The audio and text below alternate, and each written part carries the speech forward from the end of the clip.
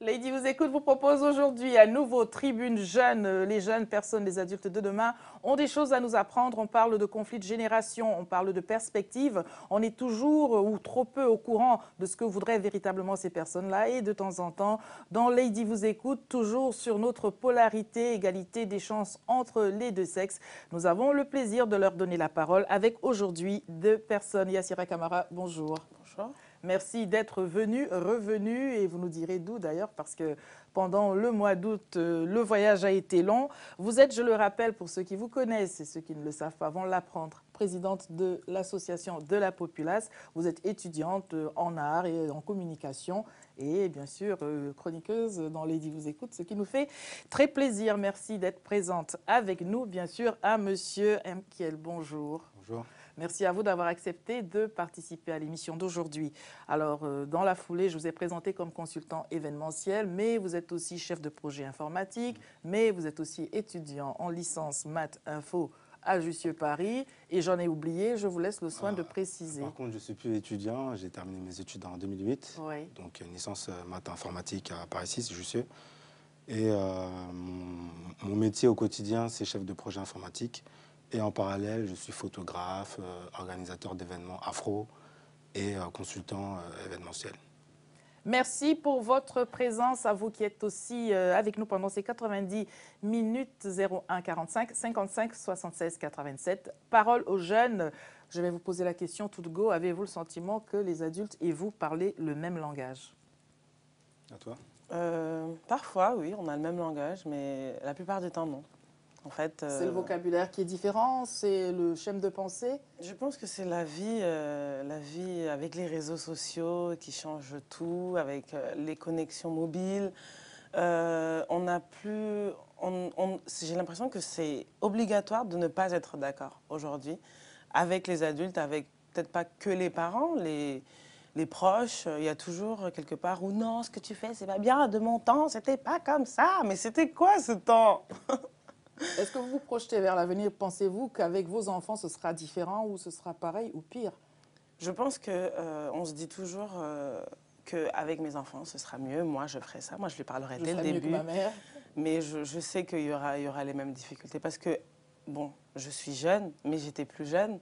Et quand j'étais plus jeune, j'étais plus enragée, en fait. Mais je me rends compte que j'étais enragée pour rien parce que quand on me disait, ouais, les gens avec qui tu traînes dans 10 ans, enfin dans 5 ans, tu les oublieras, c'était vrai, en fait. Vous les avez déjà oubliés? Oui, beaucoup. T'es comme ça, toi. Oui, elle est comme ça, paraît-il. Alors, on nous dit aussi que c'est très difficile d'être, ou très compliqué en tout cas, d'être un garçon en 2012. En 2012, être un garçon, je ne sais pas si c'est compliqué, mais il y a certaines choses qu'il faut accepter, hein, comme la société dans laquelle on vit, travailler, avoir des enfants, une femme. Il y a un certain schéma, en fait, qu'à un moment donné, on est obligé d'accepter, qu'on soit noir, blanc, chinois. Mais après, moi, je parlerai en tant que noir. Nous, quand même, on fait face à d'autres difficultés. Et pour ceux qui ont les yeux les plus ouverts, on a un certain regard sur l'Afrique, on aimerait l'aider. Donc, il faut concilier à la fois la société dans laquelle on vit, c'est-à-dire le schéma traditionnel, et trouver un moyen d'aider l'Afrique et la communauté. Donc, être un garçon, est-ce que c'est difficile en 2012? Sans doute un peu plus pour les garçons noirs. Un peu plus pour les garçons que pour les filles? Pour les filles, c'est aussi difficile, mais je pense qu'on est à deux dans ce combat-là. Est-ce que vous êtes ensemble dans ce combat de jeunes, ou est-ce que c'est chacun avec ses questionnements, et quelles sont d'ailleurs les questions telles qu'elles se posent à chacun, à chaque catégorie? Je ne vais pas dire qu'on est ensemble, filles et garçons, en plus noirs, comme tu le dis. Mais non, il y a un certain, je trouve, en tout cas je le dis toujours, j'ai déjà dit ici, il y a un enfermement de la femme, de la jeune. Bon, comme je disais tout à l'heure, je ne veux pas être victime de la femme noire ou de la femme de toutes les couleurs. Il y a un enfermement dans un carcan. Dès que la femme sort de ce carcan, non seulement il y a les difficultés dont tu as parlé, mais il y a aussi celle de « oh là là, elle est ringarde, ou elle est obsolète ». Je pense que c'est beaucoup plus difficile pour les femmes. Et pourtant, oui. Alors? Ah oui, je confirme. C'est plus difficile dans le sens où moi je pense que la femme déjà de base a un certain rôle à assumer. Moi je pense que moi j'ai été élevé un peu à l'africaine, je vois ma mère, elle a un certain rôle dans la maison. Elle a un rôle qui est beaucoup plus important que celui de mon père. Donc je pense que par défaut, c'est vrai que la femme a plus comment dire, de tâches. Enfin, de tâches c'est un peu réducteur, mais a plus de choses à accomplir que l'homme. Mais je pense qu'on doit être complémentaires sur ce parcours. Mais quand vous dites un rôle plus important dans les corvées à faire, car cela ne porte pas un autre mot, qu'est-ce qui fait que cela devienne important? Moi, je pense que le rôle le plus important, c'est l'éducation. Je pense que les débats des corvées, c'est quelque chose de réducteur. On peut tous faire des corvées. C'est un vrai débat, soit dit en passant. Pas pour moi, en fait. Moi, chez moi, avec ma femme, je veux faire, si un jour elle a besoin. Si elle a besoin. Non, mais je peux très bien faire la vaisselle. Et ça, pour moi, c'est vraiment un faux débat. Oui. Pour moi, je pense qu'on devrait plus parler d'éducation. Je pense que la femme est le pilier de l'éducation à la maison. C'est aussi elle qui est amenée peut-être à gérer le porte-monnaie de la famille. Donc, il y a un certain nombre de choses sur lesquelles elle est plus en avant que l'homme, mais c'est pas non plus une opposition. C'est comme si on était enfin juste pour compléter, c'est comme si on était dans une entreprise et que c'est elle la présidente et que nous on est... J'ai l'impression que vous n'êtes pas d'accord. C'est pas que je suis pas d'accord, c'est que je sens en dessous de ça, je sens un réel... comment dire, je vais pas te juger ce que tu dis parce que je ne suis pas dans ta tête, mais je sens un genre de... Quand on est au-dessus et qu'on dit « oh oui, mais il est bien, oui, il travaille bien ». De la condescendance. Voilà, de la condescendance. Enfin, comment dire, je me braque pas sur ce que tu dis là tout de suite, mais et ça, c'est le discours universel des hommes qui ne sont pas machos, mais qui... Pourquoi placer la femme à un rôle spécifique? Je ne suis pas des femmes qui disent si tu ne fais pas ça, si tu ne fais pas la vaisselle, je ne fais pas à manger, si tu trucs. Non, mais il n'y a pas besoin, si la place est aussi importante, il n'y a pas besoin de délimiter en fait. Enfin, c'est ce que je pense. Et en tant que jeune, aujourd'hui, c'est le Kosovo. Tu es jeune, tu veux te battre, mais en même temps, tu te dis qu'il faut que je me marie. En plus, en tant que jeune africaine, tu te dis il faut que je trouve quelqu'un qui... Bon, je me perds un peu dans mes idées, mais il faut que je trouve quelqu'un qui va plaire à maman, qui va aussi s'occuper de ma famille, qui va m'aider à construire mes projets pour améliorer la vie en Afrique, comme tu dis. Mais c'est vraiment un mélange... Voilà, moi, je pense qu'en tant que jeune, je n'arrive pas à me situer par rapport à tout ça et je laisse le temps faire, je laisse Dieu faire. Donc, tu n'es pas d'accord avec ce que je dis, c'est ça? Je suis d'accord, mais je pense que ça manque pour me contredire, il faut... Enfin, je veux dire, si tu n'es pas d'accord avec ce que je dis, ça veut dire quoi? Ça veut dire que... Parce que moi, ce que je suis en train de dire, c'est totalement l'inverse du rôle de la femme aujourd'hui dans la société occidentale dans laquelle on vit. Mais pour qu'on comprenne mieux tout de même, est-ce que pour un garçon, les garçons en général, les jeunes dans votre entourage se posent ces mêmes questions sur les perspectives? On entend ce que les jeunes filles, et je veux prendre votre parole comme vous étant porte-parole de celles qui ne nous appellent pas encore mais qui ne vont pas manquer de le faire. Est-ce que les garçons se disent avec qui je vais me marier, il faut qu'elle plaise à un tel, à ma mère, à mon père, il faut qu'elle soit comme ceci, comme ça? Est-ce que vous vous posez, l'approche est-elle identique ou est-ce que vous ne vous posez pas de questions du tout? Je parlerai juste pour moi, mais pour moi, par exemple, c'est vrai que pour moi, la famille passe en premier. Oui. Du coup, dans le choix de ma femme, on va dire que l'un des critères numéro 1, c'est qu'elle s'entende avec ma famille. Avec vous d'abord ou avec votre famille ensuite? Avec moi, mais je pense que c'est évident. Si elle s'entend avec moi, j'espère aussi qu'elle s'entendra avec la famille. Je pense que pour moi, une femme, ma femme, si elle ne s'entend pas avec ma famille, ça ne pourra pas coller. Malheureusement, je suis comme ça, c'est moi. Donc, Non, mais ne vous justifiez pas, c'est juste pour comprendre. Alors, en vos lieux et places, nous avions un jeune, sensiblement du même âge, qui nous disait je ne peux pas comprendre qu'une femme gagne le même salaire que moi, ou pire encore, qu'elle ait plus d'argent, plus de revenus que moi, parce que nous disait-il, et cela avait fait couler beaucoup de salive, parce que nous disait-il, les femmes, quand elles gagnent beaucoup plus, elles gardent de l'argent pour elles et elles ne veulent, elles n'en ont qu'après l'argent du mari. Bah, je ne suis pas d'accord, hein, naturellement. Je ne suis pas d'accord avec ce qu'il dit. D'ailleurs, son argument n'est pas franchement consistant. Mais non, mais moi, enfin, personnellement, moi, ça ne me gênerait pas que ma femme gagne plus d'argent que moi, parce que je sais que notre argent, c'est pour nos enfants. Après, si elle veut se faire ses petits plaisirs, il n'y a pas de souci. Moi aussi, je pense avoir un salaire qui me permet aussi de me faire plaisir. Enfin, il n'y a pas de... On n'est pas en guerre. Enfin, moi, je ne suis pas en guerre avec ma femme. Donc, si elle gagne plus, c'est tant mieux pour nous. Ça va nous aider à concrétiser plusieurs projets. C'est toujours mieux de gagner au total 10 000 euros que... Bon, c'est un exemple. Hein. C'est un bel exemple. 10 000 euros que 7 000 euros, par exemple. Pour sortir de vos témoignages, entre guillemets, respectifs, vous revenez, Yassira, du Sénégal, où vous avez eu, à grand loisir, la possibilité d'entendre ce que les jeunes là-bas ont comme avis sur un certain nombre de choses. Qu'est-ce qui vous a marqué le plus? Le courage, je le redis, enfin je le dis beaucoup depuis que je suis revenue, l'engagement en fait de ces jeunes qui n'ont pas hésité à se lancer en fait, qui en avaient marre, et d'où, enfin même le collectif Y en a marre que j'ai pu rencontrer, et qui ont tout simplement dit non en fait. Et moi ce qui m'a vraiment touchée, c'est que je ne pense pas que j'aurais eu le courage de faire... Bon, après, ils étaient en groupe, c'est vrai, mais il y avait beaucoup de courage, beaucoup d'envie de réussir, des jeunes qui se battent, qui montent leur société tout seuls. Après, c'est vrai que ça se fait peut-être en Occident plus, mais dans les autres pays, je suis originaire de la Guinée. En Guinée, je suis désolée, les jeunes de la Guinée, mais il faut se bouger, il faut qu'on se bouge tous, parce que on est en retard en fait. Même par rapport à des membres du gouvernement ou des actions des membres du gouvernement, je trouve que les jeunes Africains en général n'osent pas faire comme ce que les jeunes Sénégalais ont fait, c'est-à-dire se lever, prendre peut-être des jets d'eau bouillante, des jets de lacrymo, mais dire non jusqu'à ce que ce qu'ils veulent arrive. Est-ce que les jeunes filles étaient présentes massivement au cœur de ce mouvement? Je pense qu'il y avait bon, je ne vais pas dire qu'il y avait que des jeunes filles, mais oui, elles étaient là, quoi. Elles étaient battantes.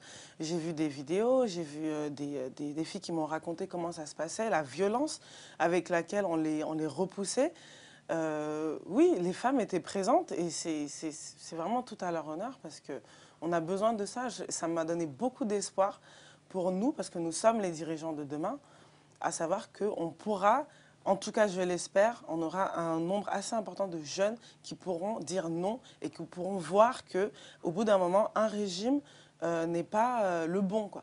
Après, ce qui m'a un peu dérangée, c'était de... Bon, je ne vais pas rentrer dans les débats politiques, Ouad, il est bien, non, il n'est pas bien, mais c'est d'enlever quelqu'un qui a peut-être fait du mal à un moment, mais qui a aussi fait des choses intéressantes à un autre.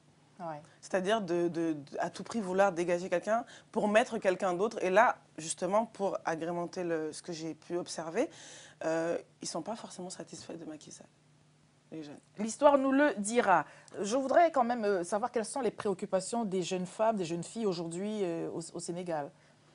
Bon, je ne vais pas me porter en porte-parole. Mais vous avez un avis, vous avez constaté quelque chose, quitte à vous tromper. Ce que j'ai vu, c'est une envie de s'auto-gérer, en fait, d'arrêter de dépendre. Par exemple, je demandais toujours aux gens, est-ce que vous avez eu des aides? Est-ce que l'État vous accompagne?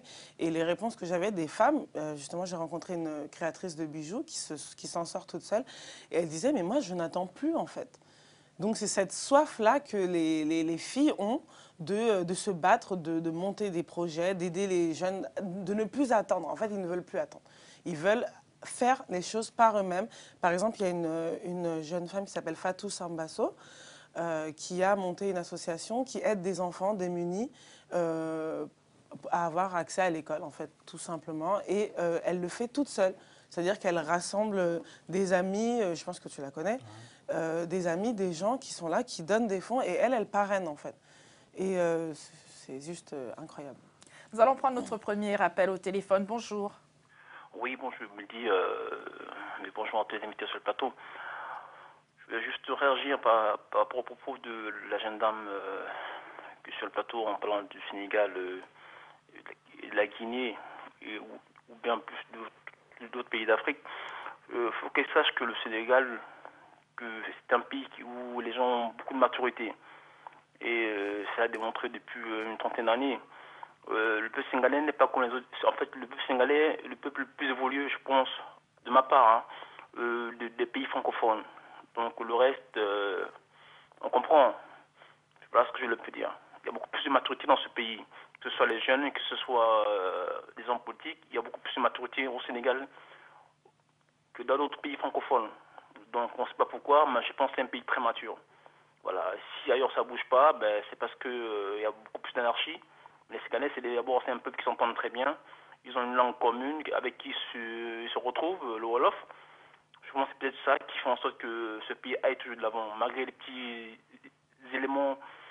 Bon, c'est pas aussi parfait que ça, mais c'est déjà, pour moi, en Afrique francophone, le Sénégal est une remorque.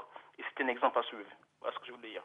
Merci, monsieur, pour votre observation. Alors, d'autres téléspectateurs, fidèles téléspectateurs, et du Gabon, vous êtes de la Guinée, vous, du Congo, c'est bien cela. Je voudrais parler de maturité, on parle de maturité, mais sous un autre angle. La maturité, si on doit faire un comparatif entre les jeunes, au sein des jeunes, les filles et les garçons, est-ce que la maturité pour vous est identique ou est-ce qu'il y a un décalage et quelle lecture en avez-vous? Au Congo ou en France? En France, puisque vous y vivez.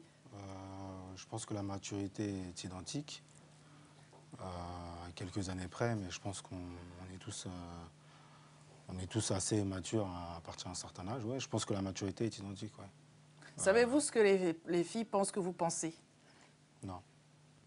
Est-ce que vous posez la question? Non. Et pensez-vous que vous savez vraiment, que vous avez cerné quelles sont leurs réalités, quelles sont leurs appréhensions de la vie? Oui, je pense que... Ouais, enfin, moi, j'ai 27 ans. Oui. Donc oui, je pense... enfin, on a toujours des choses à apprendre, mais je pense avoir un peu cerné leur réalité, oui. Parlons-en. Enfin, moi, alors... je suis conscient de leur réalité. Mais enfin, moi, je voudrais revenir sur le témoignage. Je sais que vous voulez revenir, mais avant de revenir, allons-y sur la maturité. Aujourd'hui, pour vous, la jeune fille, sensiblement de votre âge, en France, quel que soit son pays d'origine, de la Chine, l'immigration n'est pas qu'africaine, ne l'oublions jamais. Comment est-ce que les questions de la vie se posent à elle? Quelles sont les perspectives, les débouchés? Quels sont les freins vus derrière vos lunettes de garçon? Bah, pour moi, en fait, elle est... Dans la société dans laquelle on vit, en France, je dirais qu'il n'y a pas trop de discrimination, enfin de distinction entre les filles et les garçons dans le monde du travail. En tout cas, plus énormément, je pense. Donc moi, je pense que les filles et les garçons aujourd'hui font face aux mêmes problèmes. Moi, par exemple, si je suis diplômé de même formation qu'une fille aussi, on présente nos CV. Je pense que je pense qu'elle a autant de chances que moi d'être pris. Donc, enfin, pour moi, on fait vraiment face aux mêmes réalités. Seriez-vous surpris qu'un employeur potentiel se dise « Oh, mais elle va tomber enceinte un jour, ça va m'embêter ». Ah oui, ça, c'est des choses que j'ai entendues et que j'entends assez récemment. Je trouve ça assez inacceptable. Après, c'est vrai que dans mon expérience personnelle, en fait, mon ex-copine... ça a été un peu, comment dire, une question qui est apparue dans notre relation. Oui. C'est-à-dire que donc elle a fait des études, elle a fait un master dans les industries du luxe. Et donc, elle voulait une expérience professionnelle, en France. Mais c'est vrai qu'arrivé à un certain âge, elle avait 25 ans, on se posait la question des enfants et on se pose aussi la question de savoir comment coupler l'arrivée d'un nouveau-né et notre carrière professionnelle. Ouais. Donc c'est vrai que, juste pour terminer, c'est vrai que je pense que ça c'est une réalité auxquelles les femmes font face et nous, on ne fait pas face. Mais dans cette réalité-là, on peut très bien se joindre à elles et s'aider et voir comment est-ce qu'on peut... Alors justement, se joindre à elles dans la pratique, non pas dans la théorie. Concrètement, que pensez-vous qu'il soit envisageable pour les adultes que vous êtes en train de devenir? Bah, après, c'est au cas par cas. Ça dépend du projet de vie du couple. Projet de vie, elle a fait des études, elle veut faire une carrière, elle veut faire une carrière familiale aussi, car c'est une carrière là aussi.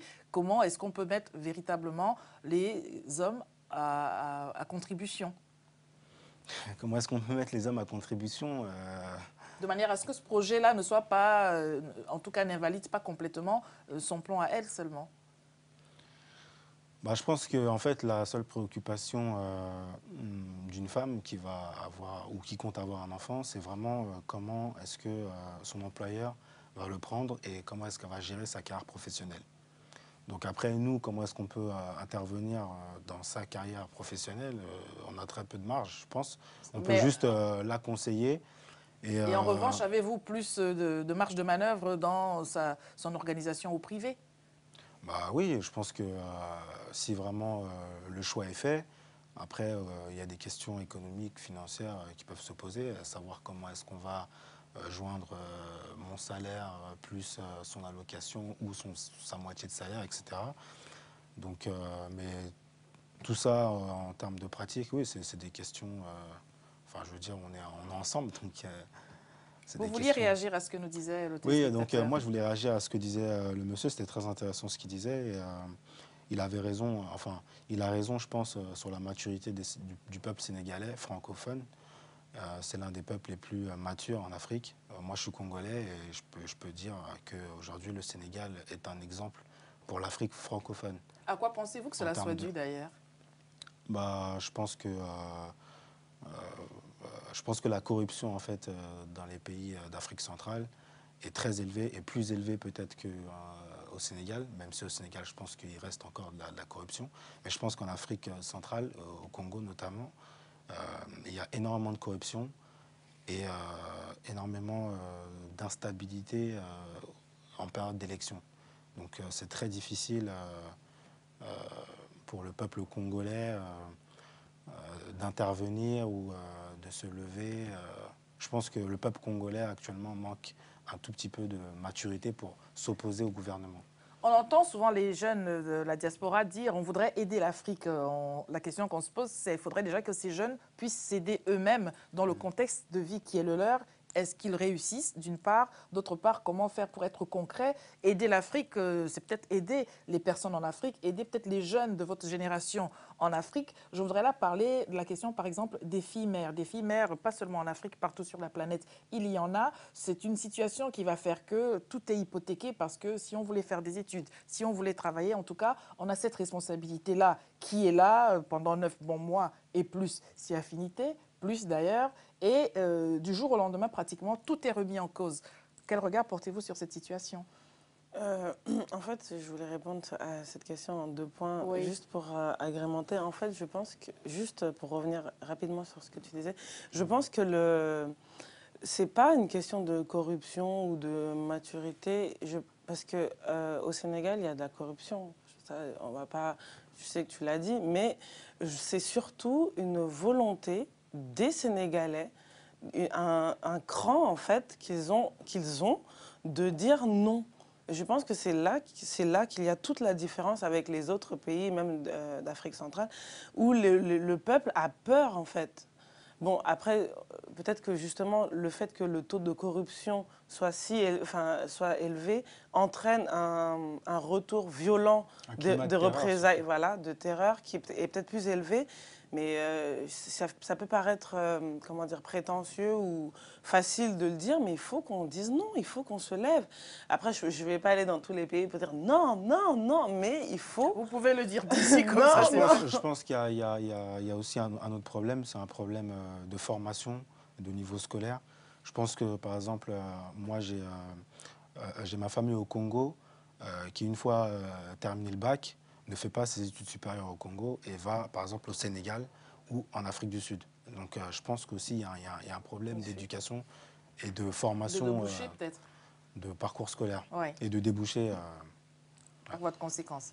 Alors, sur Sinon, les sur FIMR, les FIMR, je ne sais pas, je vais être détestée, mais ce que je vais dire est peut-être grave, hein, je le sais, mais comment dire, on fait des choix.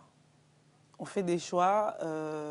Aujourd'hui, j'aurais pu avoir 1000 occasions de devenir FIMR. Je ne le fais pas parce que je sais que ça me gâcherait, ça me ruinerait beaucoup d'opportunités. Donc, je ne vais pas dire tant pis pour elle, ce serait trop, mais sincèrement, ce problème, pour moi, il est secondaire, en fait. C'est pas le premier problème qui m'importe dans la solution.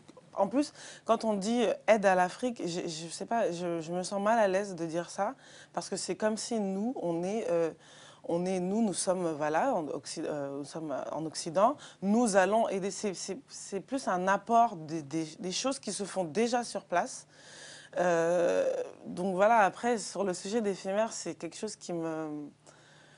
Comment dire, je me dis, bon, après, ça peut être différent si la fille pensait qu'elle avait un compagnon, un partenaire de vie, qui l'abandonne.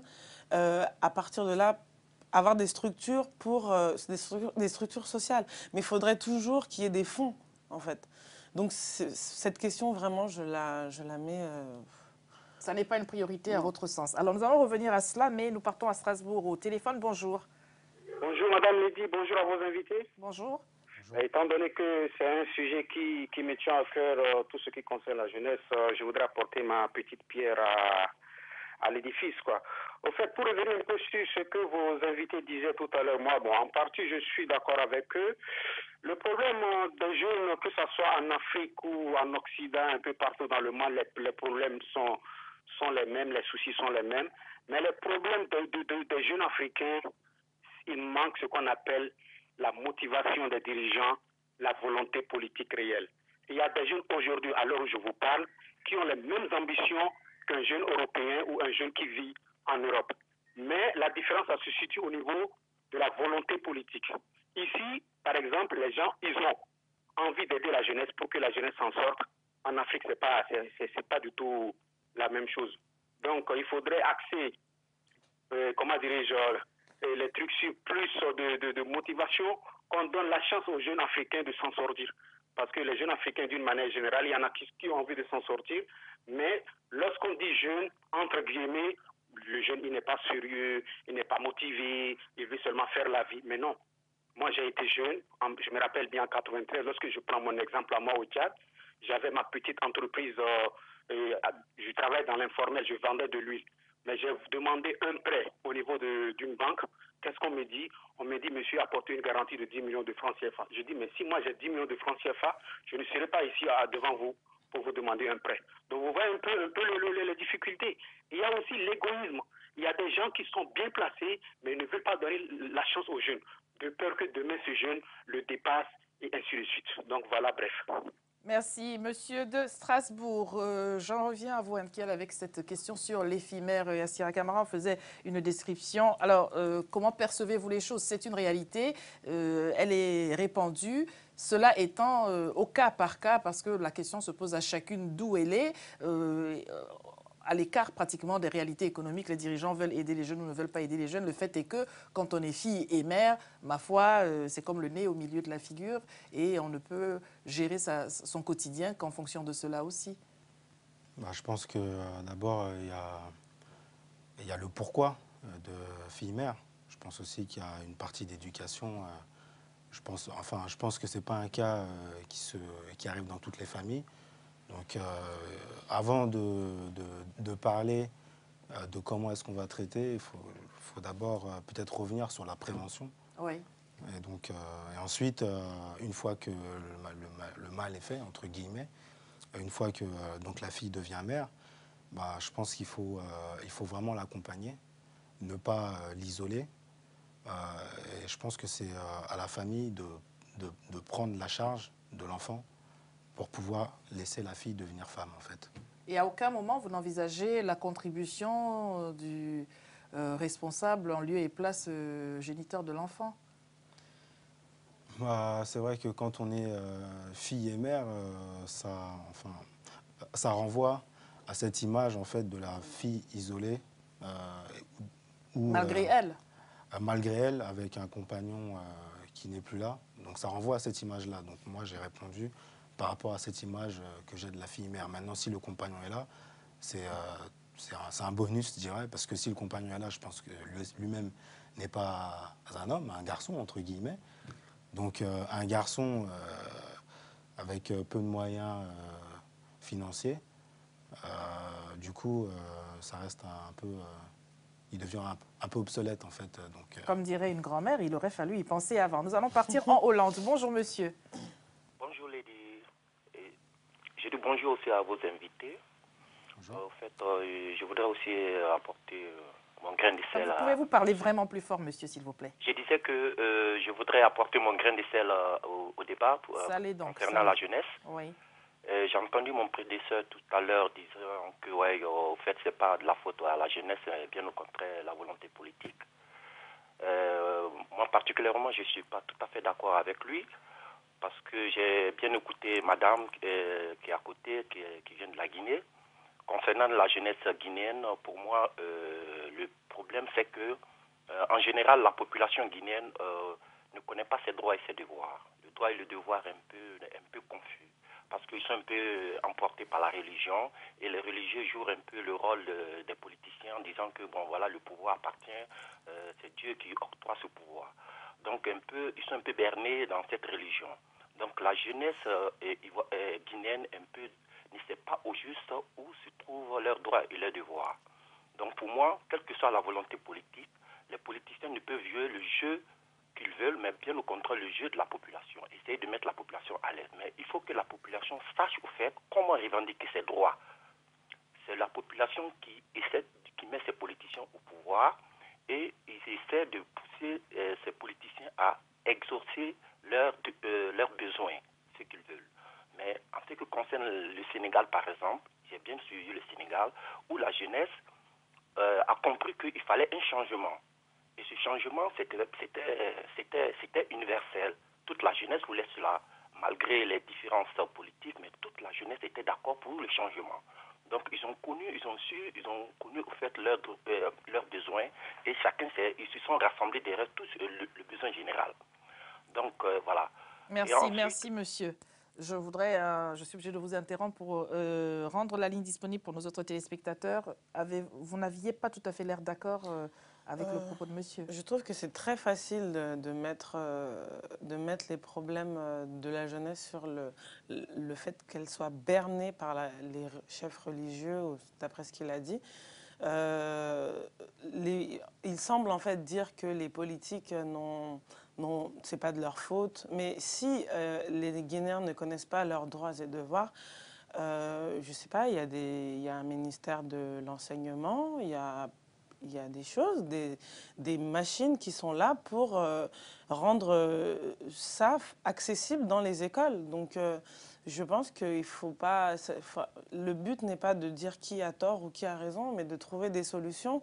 C'est pour ça que moi, en fait, j'encourage et je m'encourage moi-même à m'engager, à m'approcher pas de partis politiques, mais même d'associations, et d'arrêter de trouver des fautifs tout le temps, parce que je ne pense pas du tout que ce soit le fait que la religion chapeaute un peu les comportements. Les gens en Guinée ne sont pas tous là à avoir peur de si je fais ce péché ou pas. Donc, moi, je suis plutôt d'accord, entre guillemets, avec le monsieur. C'est-à-dire que là, il n'a pas dit qui a tort, qui a raison. Il a juste soulevé un problème qui est que les jeunes ne connaissent pas forcément leurs droits civiques. Et je pense que... À qui la faute? d'après lui, à qui la faute? Moi, je pense que dans le parcours scolaire, il doit y avoir aussi de l'éducation civique. Nous, en France, on a reçu une éducation civique. Donc, on en revient toujours à la responsabilité des gouvernements. Mais parce que c'est eux les décisionnaires. Au XXIe siècle, quand vous avez parlé des réseaux sociaux et toute cette foison d'informations, pourquoi ne pas envisager que les jeunes aillent à la quête de ces informations aussi? Je pense qu'il y a un certain nombre de jeunes qui vont à la quête, comme on va à la quête de son histoire, etc. Mais à un moment donné, il faut inclure cette fameuse quête dans le programme scolaire. Moi, je pense aussi que, par exemple, les jeunes en France, tout le monde ne connaît pas, je pense que la plupart même ne connaissent même pas leurs droits civiques. Et c'est pour ça qu'en France, il y a aussi des structures associatives, voire aussi des partis qui sont là pour les encadrer. Donc il y a aussi un rôle des associations peut-être en Guinée à jouer et des partis politiques. Mais je pense qu'en fait le monsieur a vraiment soulevé un problème intéressant et c'était pas inintéressant, quoi, c'est ce qu'il vient de dire. Vous êtes jeune, vous êtes fille, vous êtes mère, vous êtes garçon, vous êtes père, mais vous avez honteusement oublié de prendre vos responsabilités. Vous êtes des adultes auprès de ces jeunes filles mères ou de ces jeunes, pourquoi ne dit-on pas garçon-père? Même la terminologie n'existe pas. Cela est peut-être révélateur de comment les choses sont envisagées. Vous avez votre place au cœur de cette émission. Vous avez été jeune, vous en avez autour de vous. Nous parlons de ces réalités-là, de leurs projets d'avenir, de leurs perspectives, de leur quotidien aussi. Et puis, bien sûr, de cette polarité, encore une fois, les choses ne se présentent pas aux deux sexes selon qu'on est un garçon ou une fille, sans vouloir opposer qui que ce soit à qui que ce soit, mais la réalité est bien là. Je voudrais qu'on en revienne donc à cette question de prévention. Pensez-vous que l'information circule suffisamment parce qu'être fille-mère, c'est devenir mère alors qu'on ne l'a pas nécessairement choisi, c'est donc un incident de parcours, de la vie sexuelle. Pensez-vous que la prévention, l'information, toutes ces sources soient disponibles et que c'est faute de les avoir prises en compte qu'on se retrouve dans cette situation? Oui, je pense qu'il y a assez d'informations, rien qu'au sein de la famille, avec les parents. Mais c'est comme, en fait, c'est comme ce qu'il y a écrit sur les cigarettes, fumez-tu. On le sait très bien, en tant que jeune fille, bon, j'étais ado, hein, j'avais le feu au ventre parce que j'allais voir mon copain et on allait flirter, tout ça, d'accord. Quelle poésie. Mais pardon. On avait dit sans langue de bois, donc on est en plein dedans, oui. Non, mais je veux dire, j'avais les papillons, ah oui, c'est trop bien.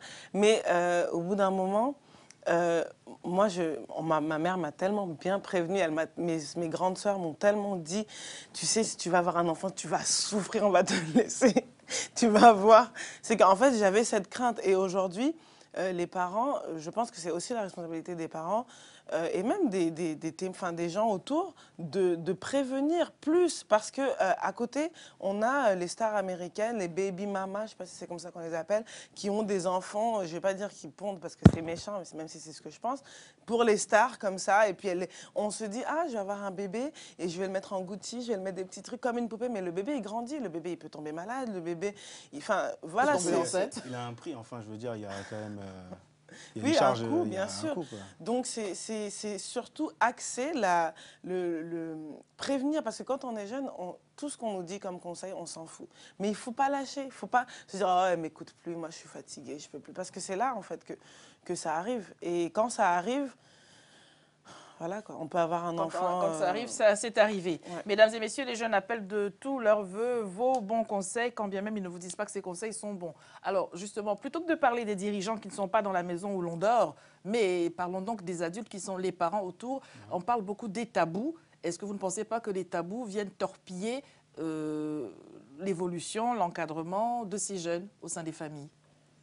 Sur ce que vient de dire Yassia, c'est-à-dire sur toute la prévention, sur toute l'éducation sexuelle, je pense que dans sa famille, dans ma famille, donc je pense que chez les Africains, on en parle. Ce n'est pas un tabou, on te prévient assez tôt.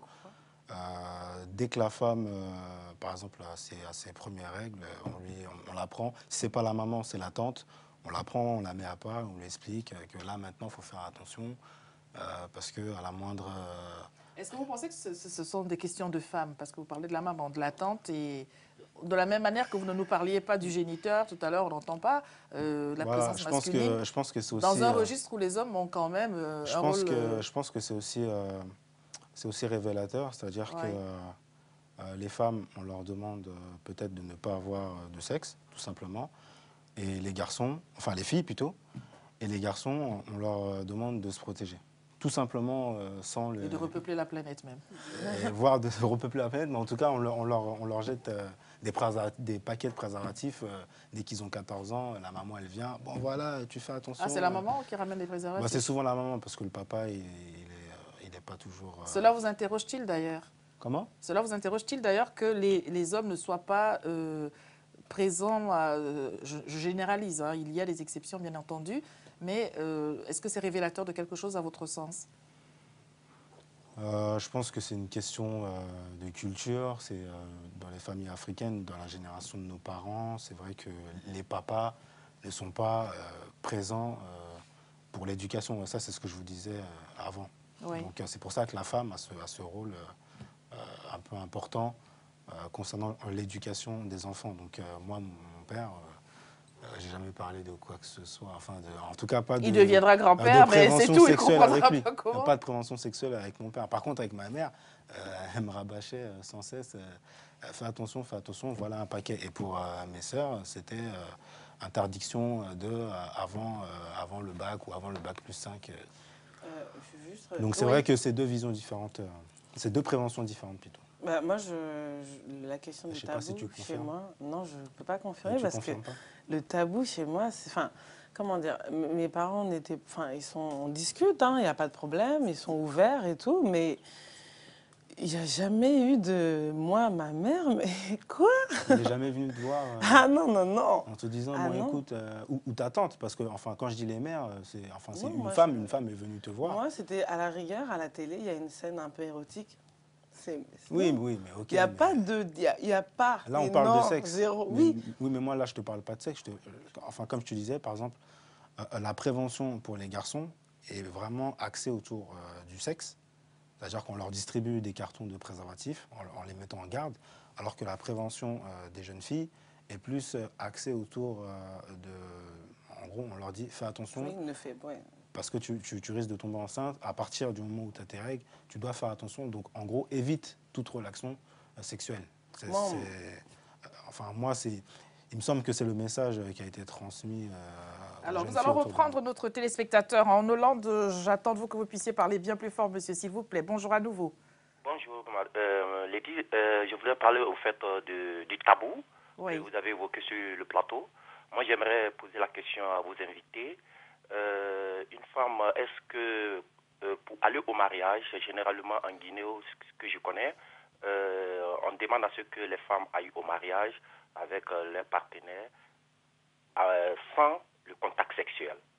Au fait, si d'avoir le contact sexuel, souvent, c'est interdit. Donc, on voit même faire des enfants pour le monsieur, le mariage ne peut pas avoir lieu. Quel est leur avis? Est-ce que c'est bien beau d'aller au mariage sans le contact sexuel, connaître son partenaire sur le côté sexuel, ou bien vaut mieux le faire d'abord avant le mariage? Voilà. C'est votre question. Je vous la retourne. Charge à vous de commencer à répondre. Alors, moi, je pense que ce n'est pas non plus une nécessité, hein, le contact sexuel. Hein. Je pense qu'on peut très bien aller au mariage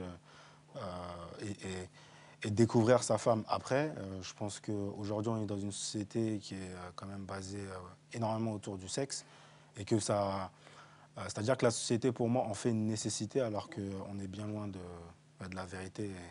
Pensez-vous que les adultes pensent que les jeunes n'aient que cela à l'esprit alors que dans la pratique, les jeunes ont tout autre chose dans la tête? Non, mais je pense que quand même, il faut dire la vérité, à un certain âge, à partir de 14 ans jusqu'à peut-être 20 ans, c'est vraiment une obsession parce que... masculine ou féminine? Masculine et féminine. Parce que une obsession? Oui, c'est une obsession parce que c'est quelque chose qu'on ne connaît pas et qu'on souhaite découvrir. Donc il y en a qui le découvrent à 14 ans, il y en a qui le découvrent à 20 ans. Mais il y a tellement de choses que les jeunes ne connaissent pas. Pourquoi ne s'enhardissent-ils pas à vouloir les découvrir, ces autres choses aussi? Parce que ça, c'est une chose qui apporte du plaisir. Oui. Mais comment le savent-ils puisqu'ils ne le connaissent pas? Mais c'est un plaisir dont on entend parler partout à la télé, sur MTV, sur TF1, dans Secret Story, etc. Donc à un moment donné, on a envie de le découvrir. Et je pense aussi, bon après c'est un autre débat, mais je pense aussi que ça met un peu l'esprit du jeune en alerte sans cesse sexuelle et finalement ça le détourne peut-être de certaines choses. Peut-être ou certainement. Certainement. Ouais. Vous êtes d'accord? Oui, enfin, je suis d'accord, mais une fois de plus, je ne suis pas d'accord avec vous, monsieur. Enfin, c'est pas que je ne suis pas d'accord, mais c'est que en Guinée, enfin, je parle que de la Guinée, je suis guinéenne et congolaise aussi, hein, mélangée. Mais en Guinée, c'est pas une nécessité, c'est pas obligatoire. Hein. Enfin, alors, dans les mariages aujourd'hui, Qu'est-ce qui n'est pas obligatoire? Le fait que il faut que parce que c'est pas que l'homme, c'est pas l'homme, c'est la femme qui doit être vierge et on brandit le drap rouge, tout ça, c'est 80% des mariages ne prennent plus du tout ça en compte. Le mariage, c'est le bling bling, le beau bazin et voilà, c'est fini. Enfin, je pense que c'est beaucoup moins dans les préoccupations des gens. Les gens n'ont plus peur de ce péché en fait. Péché. Péché. Oui. Ça n'est pas un péché. Non, c'est pas un péché, hein, c'est juste un passage obligatoire. Pour faire des enfants, en tout cas. Oui, mais quand tu n'es pas marié, c'est un péché. Après, tout dépend de quel point de vue on se place. Hein. Alors, de quel point de vue ça n'est pas un péché? De quel point de vue c'est un péché? Moi, il faudrait qu'on me ressorte les textes parce que moi, je les ai Non, mais de plus. quel point de vue jamais ça vus. n'est pas un péché? Juste pour comprendre. De quel point de vue ce n'est pas un péché? Oui. Moi, je pense que quand Dieu a créé l'homme, à un moment donné, c'était pour aussi qu'il se reproduise. L'homme ou le jeune garçon? Le L'homme. garçon. Non, je préfère dire l'homme parce que le garçon n'est vraiment qu'une étape. Mais Ouais. vraiment, la finalité, c'est l'homme. Donc, quand Dieu a créé l'homme et la femme, Ouais. et je pense que c'était dans le but aussi de se reproduire. Tout azimut. Donc, c'est un passage obligatoire. Ouais. Je pense même que parler de ça, c'est pour moi un faux débat presque aujourd'hui. Vous avez rebondi à ce qui a été dit, Yassira. Mais quand tu dis reproduire, c'est faire des enfants, c'est pas mettre un préservatif et empêcher la reproduction. Parce que là, après, pour moi, c'est que c'est-à-dire du plaisir. que le sexe et la reproduction, oui, c'est deux choses différentes. Mais tu as dit se reproduire. Oui, se Dieu reproduire. a créé l'homme pour se reproduire. Dieu n'a pas créé l'homme pour avoir des orgasmes, tout ça, tout azimut. Et voilà, enfin, en fait, comment dire, je ne vais pas me placer en moralisatrice ou quoi. En mère fouettard. Je pêche. Je fais beaucoup de péchés, j'essaie de lutter contre ça. Ouais. Bon, ne vous sentez pas tenu de vous confesser non plus. L'idée, c'était de savoir ce que pensent les jeunes de la vie qui est la leur. Alors, nous allons prendre monsieur à Toulouse avant d'aller de l'avant. Est-ce qu'il est toujours là? Non, Je pense qu'il est parti. Puisque nous sommes donc en pleine leçon de choses, il n'y a pas d'autre mot. Parlons des violences aussi en l'endroit des femmes, parce qu'on sait qu'on ne devient pas un adulte violent tout d'un coup. On a été, quand on l'est, un jeune violent aussi. La violence en l'endroit des filles, est-ce que vous la constatez autour de vous ou pas du tout? Oui, je la constate chez les jeunes. Chez les plus jeunes, c'est vrai qu'il y a peut-être une forme de violence verbale et puis quelques bousculades, mais c'est un problème, je dirais pas d'éducation, mais pour certains jeunes, je pense que ce n'est qu'un passage. Pourrait passer sans défigurer qui La que ce soit violence aussi.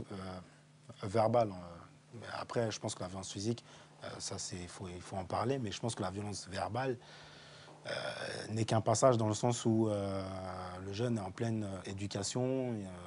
Quand moi j'étais en primaire, je disais des gros mots.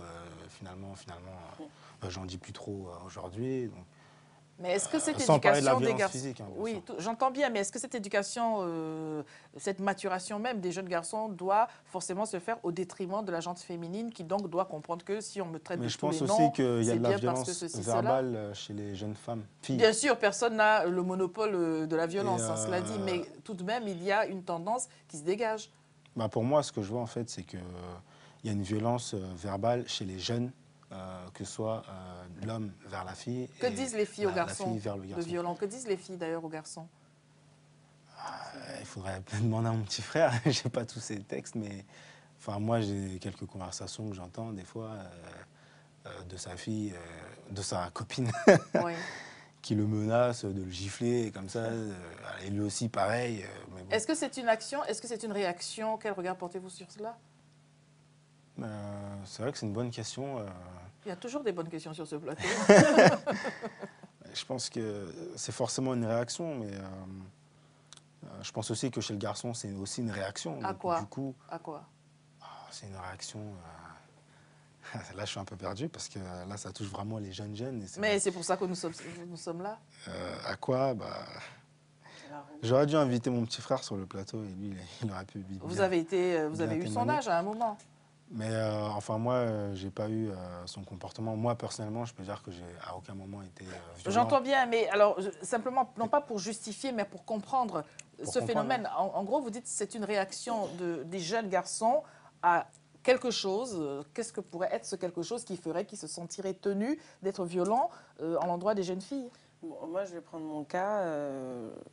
Parfois, je parle très très mal. J'aime piquer, j'aime énerver les gens. Donc, je pense que ça peut être une réaction à ce que l'éducation nous a donné, que la femme se tait. Et donc, si elle ne se tait pas, bah, tu lui mets une claque. Tu lui fermes la bouche. Mais sur ce sujet, il y a, en tout cas, je reparle encore de la Guinée, puisque j'ai fait mon adolescence là-bas, il y a un courant comme quoi, si ton mari ou ton gars, hein, comme on dit là-bas, ne te frappe pas, c'est qu'il ne t'aime pas. Ah oui? Donc moi, j'avais des copines qui disaient « Hé, il m'a même pas frappé aujourd'hui, vraiment, je ne sais pas quoi faire. » Donc, c'est grave, mais il y a un... C'est pas une généralité, je crois. C'est pas une généralité, mais il y a beaucoup de femmes qui ne voient pas la violence physique. Qui considèrent que c'est c'est une marque d'affection. Une marque d'affection. Ah, Oui, vraiment. tu vas loin, là. Nous allons poser la question à Madame Acherville au téléphone. Bonjour, Madame. Oui, bonjour madame. Bonjour la tribune. Ah, vous êtes merveilleuse vraiment, Lady, parce que vous abordez presque tous les sujets. Être mère, fille mère, c'est la pire des choses qu'une adolescente peut rencontrer dans sa vie. Des fois, ça arrive involontairement ou même accidentellement, et sans oublier l'irresponsabilité du partenaire. Ayant vécu cette mésaventure, j'ai dit seulement aux parents et à l'entourage d'apporter un vrai encadrement à ces adolescents. Ce sont des victimes malheureuses. Parce que l'enfant qui naît, c'est un innocent. Puisque personne n'a jamais choisi son lieu de naissance, ni la personne qui la met au monde. C'est des conséquences horribles qu'on peut rencontrer dans la vie. Mais que les hommes aussi, partenaires, se responsabilisent aussi. Voilà. Merci pour votre appel. Alors, un appel entendu, il parle de prise de responsabilité. Est-ce que c'est vieux jeu que d'entendre cela de la part d'une personne d'un âge certain ou est-ce que finalement c'est justifié là aussi? Non, je pense que son témoignage est vraiment pertinent, touchant. Je pense qu'elle a totalement raison. Il faut aussi que les jeunes garçons se responsabilisent. Et après, on en revient à cette question d'éducation, c'est-à-dire que, comme je disais tout à l'heure, je pense que dans les familles, on a tendance à juste donner une boîte de préservatifs aux garçons sans leur dire de faire attention, mais juste leur dire attention, juste en leur disant protège-toi des maladies, mais pas forcément... Et comme la parentalité n'est pas une maladie, on ne lui dit pas, on ne l'alerte pas suffisamment. Je pense que oui, il faut peut-être plus encadrer les jeunes garçons. Avant de passer à notre pause musicale, je voudrais quand même qu'on revienne sur un point. Vous avez parlé des médias et de tout ce qu'il y a dans ce monde environnant où il y a les jeunes, sur tout ce qui se passe donc dans les médias, les journaux, les profils, les différents profils que l'on peut constater. Je voudrais même parler aussi de la musique, des clips vidéo. Est-ce que c'est dedans qu'on apprend à mettre son pantalon jusqu'au genou seulement et pas plus haut? Car on sait bien que quand on regarde dans la rue, c'est ce que l'on constate. C'est vrai qu'aujourd'hui, les médias, c'est un vecteur de la mode. Aujourd'hui, la mode, on la regarde pas seulement dans la rue, on la regarde surtout à travers la télé et ses stars, entre guillemets, ces stars.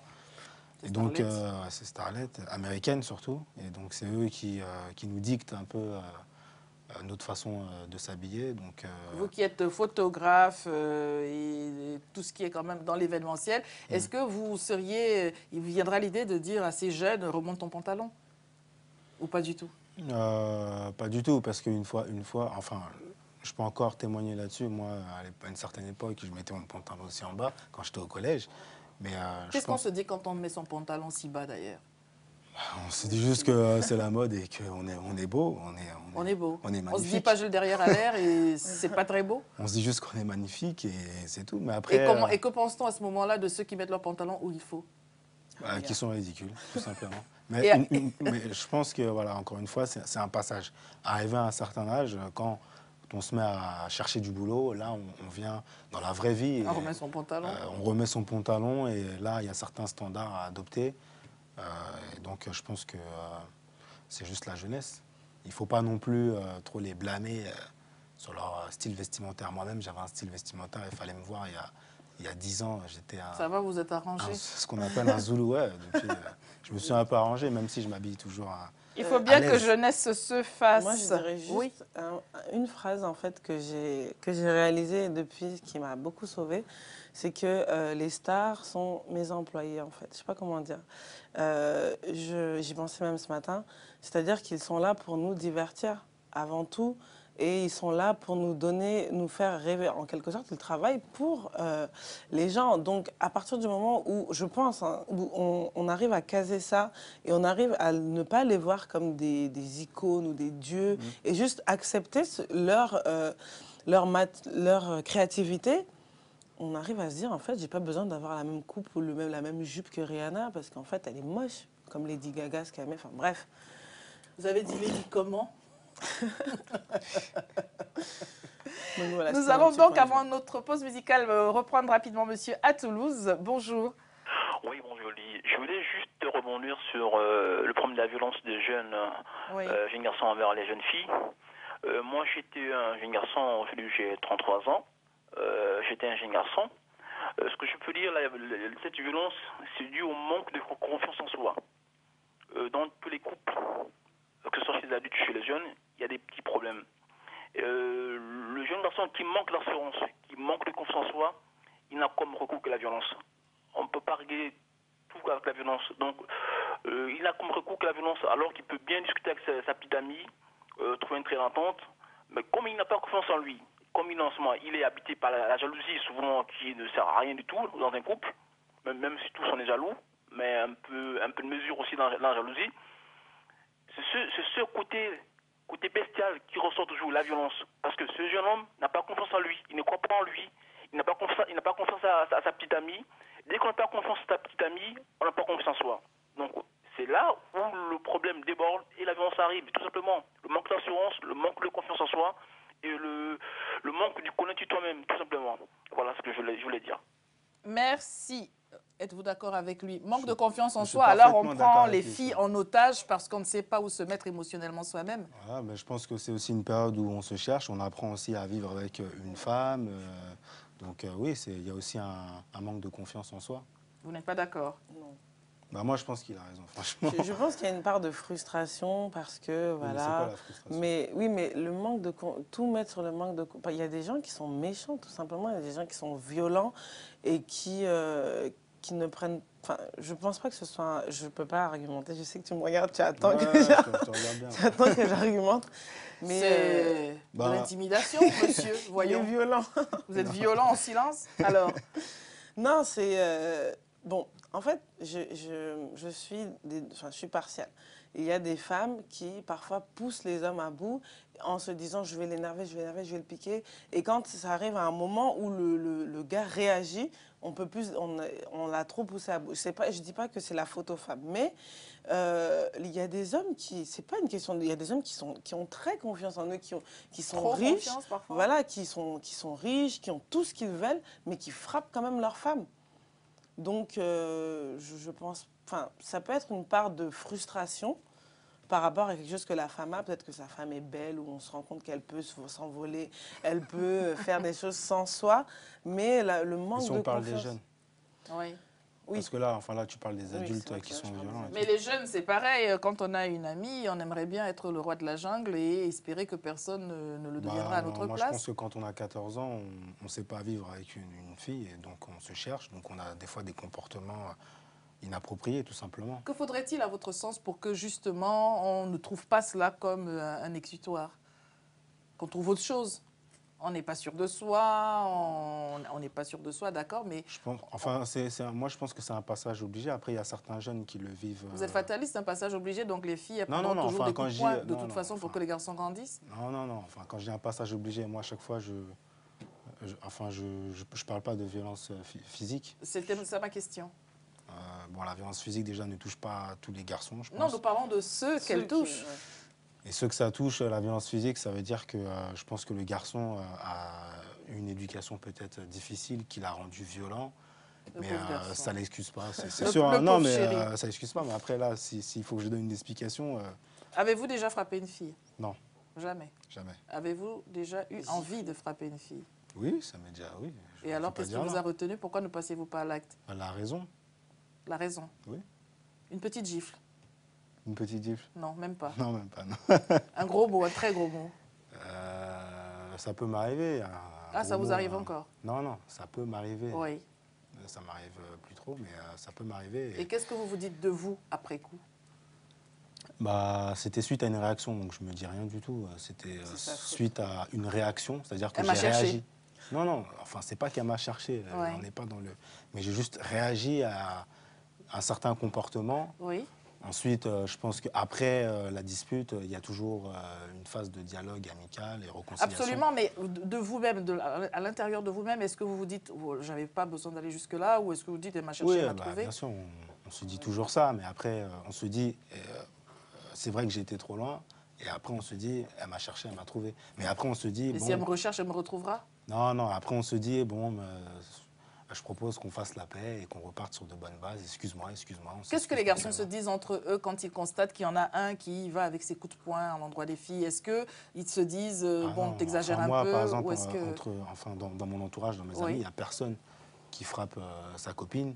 Et s'il y en a un, on va le vraiment... Vous allez le frapper. On va le frapper, carrément. Moi, je connais des gens qui On disent va le frapper. frappe là.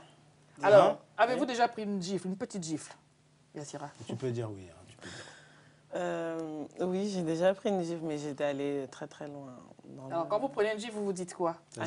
J'ai cherché le Tu l'as couteau. mérité, cette gifle, c'est ça? Ah non, mais j'ai cherché le couteau. Est-ce qu'on mérite d'être frappé? Bah, justement, c'est une bonne question. Non, je disais pas que j'avais. Moi, de toute façon, pour moi, j'ai toujours raison. Donc, non, j'étais très très très Sauf quand t'es énervée. avec moi. Alors, nous allons faire notre pause musicale, tout de même pour mettre un peu de baume au cœur dans ce monde de violence.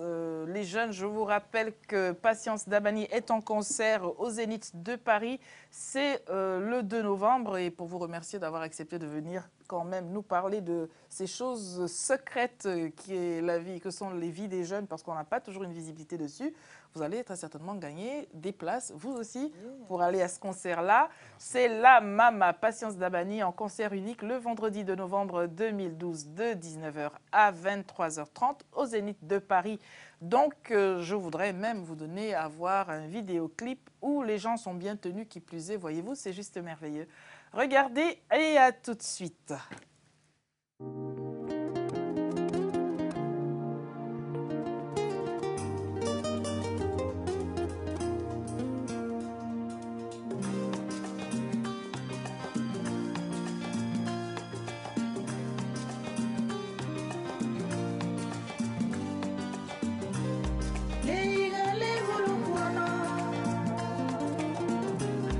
Kola kola we ya mwanya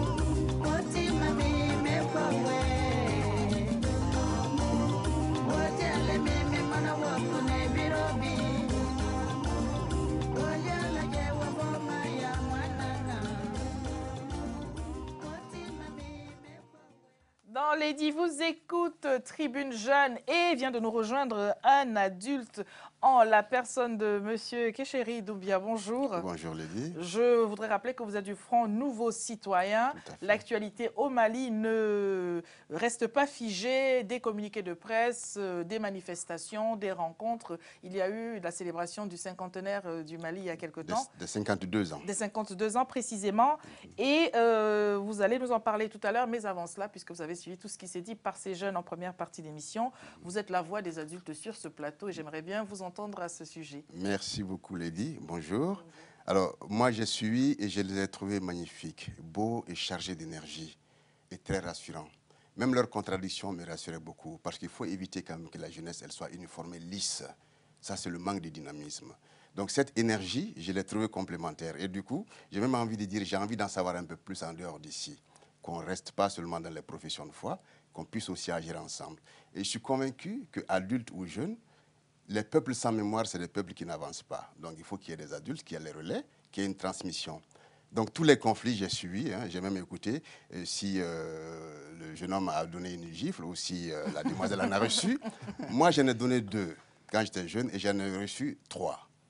À la bonne heure. Voilà. Donc, pour dire que je ne dirais pas que c'est des passages obligés, mais l'éducation reste le noyau même de la formation du petit humain. Parce que sans éducation, on ne peut rien obtenir de l'humain. Si nous parlons français, parce qu'on a reçu certainement des informations en français qui nous ont construites, qui nous ont permis de savoir qu'un petit mot peut nous faire sourire, un autre peut nous faire rougir ou noircir ou vraiment bleuir. Ouais. Donc je suis très, très rassuré du fait que, justement, les jeunes peuvent venir parler d'eux-mêmes, mais je mets en garde simplement, entre guillemets, pour qu'il n'y ait pas de rupture. La rupture, c'est ce qu'il y a de plus tragique chez un peuple, parce que ça met le peuple sans mémoire. Et sans mémoire, on ne peut pas avancer.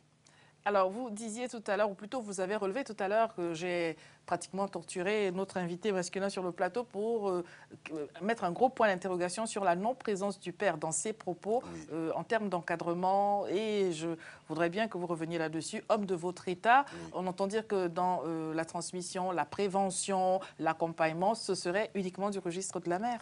Oui, c'est aussi culturel. Donc, on parle aussi là d'éducation. Il y a des peuples où la transmission, c'est que la femme, où on ne connaît même pas les hommes, où les hommes ils rentrent par les hublots, par les petites fenêtres, où les femmes sont les reines, les matrones. Donc, c'est elles qui officient. Et il y a une transmission matrilinéaire. Il y a des cultures comme ça. Il n'y en a pas beaucoup maintenant. Mais il y en a quand même, il y en a quelques-unes. Donc, je veux dire qu'aujourd'hui, riche de tout ça, nous avons une chance extraordinaire. C'est de savoir lire le passé, même sans avoir vécu le passé. C'est de savoir projeter l'avenir, sans avoir s'être inscrit dans l'avenir. Donc on peut prendre tout ça, brasser, et avec le bon sens, il l'a dit aussi, je l'ai trouvé aussi chargé de bon sens. Il a dit aussi le bon sens, la raison. C'est la raison qu'il a retenue pour ne pas donner la gifle qu'il voulait donner. Donc moi je pense que ce bon sens-là, c'est la chose la mieux répartie, comme aussi la bêtise. Et donc du coup, je me dis, si nous prenons en charge l'éducation de nos jeunes enfants, que nous-mêmes, du haut de notre âge adulte, et que nous puissions contenir nos violences, pas seulement contenir, aussi les vider. Parce que quand on contient, ça reste, ça vous bouffe. Mais vider, ça veut dire faire table rase d'un certain moment, se mettre à parler, se dépasser, c'est aussi de se dire, au moins, moi aussi, je suis humain, et à ce titre-là, je peux me tromper. C'est très rare dans nos cultures qu'on se trompe, parce qu'on a très souvent aussi vilipendé celui qui se reconnaît comme coupable. On dit très souvent qu'une erreur reconnue ou une faute reconnue est à moitié pardonnée.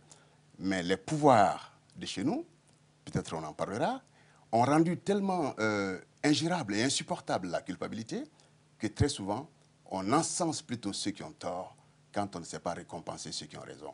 Et c'est tragique pour un peuple aussi. C'est pour ça, je pense que, quoi qu'on dise, on a toute la matière aujourd'hui pour construire des jeunesses beaux, belles, magnifiques, courageuses et intelligentes qui peuvent étudier partout. La preuve, aujourd'hui, on a des noirs, des jaunes, un peu partout, et aussi dans le fond de toutes les mers, parce que partout, les gens ils sont en quête d'eux-mêmes. Ils cherchent, et ils cherchent par tous les moyens. On est vraiment, à mon avis, égaux par rapport aux souffrances, par rapport à l'intelligence, par rapport aux perspectives et aux projections. Égaux entre peuples ou égaux entre genres? Parce que égaux entre peuples d'une part et égaux entre genres. Parce qu'il faut aussi reconnaître que les peuples, aujourd'hui, dans la stratification et dans la stratification des peuples dominants, c'est ça aussi la vérité, on a le sentiment que les peuples ne se valent pas. Je pense que les peuples se valent, que les genres aussi se valent.